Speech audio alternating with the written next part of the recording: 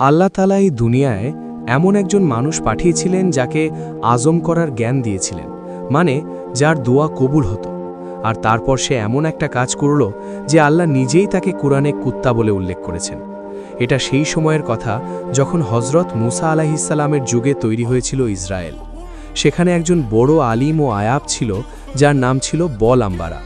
সে দিন রাত ইবাদত করত এবং মানুষকে দিন শেখাত। যখন হজরত মুসা আলাইহিসসালাম তার কম নিয়ে মিশর থেকে বের হয়ে ফিলিস্তিনের দিকে আসছিলেন, তখন পথের মধ্যে বলকা নামের এক জায়গা দিয়ে যাচ্ছিলেন। সেখানে একজন জালিম বাদশাহ বলক শাসন করত। বাদশাহ যখন শুনল যে মুসার দল অনেক শক্তিশালী, সমুদ্র তাদের জন্য ভাগ হয়ে গেছে, তখন বাদশাহ ভয় পেয়ে বলমের কাছে গেল। সে অনেক সোনা, রূপা, সম্পত্তি আর উপহার বলমের সামনে রাখল এবং বলল, মুসার দলের বিরুদ্ধে অভিশাপ করো, এত সম্পদ তোমার হবে। বলম রাতে আল্লাহর কাছে দোয়া করল। আল্লাহ স্বপ্নে বললেন, মুসা আমার বান্দা, তাদের বিরুদ্ধে অভিশাপ করো না। সকালে বলম অস্বীকার করল, কিন্তু বাদশাহ আরও বেশি সম্পদ নিয়ে এলো। বলমের মন লোভে পড়ল, স্ত্রী আর সন্তানরাও চাপ দিল।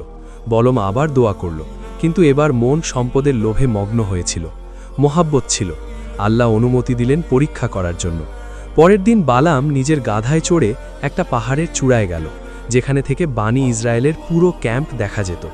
বালাম যখন সেখানে আজম পড়ে বদদোয়া শুরু করল, তখন একদম অদ্ভুত ঘটনা ঘটল।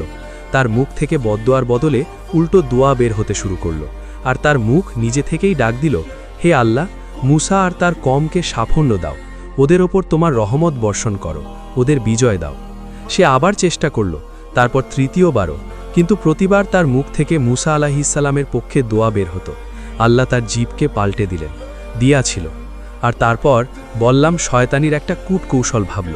সে বাদশাকে বলল, সুন্দর নারীদের বানিয়ে ইসরায়েলিদের কাছে পাঠাও, যখন তারা পাপে ডুবে যাবে তখন আল্লাহর আযাব আসবে।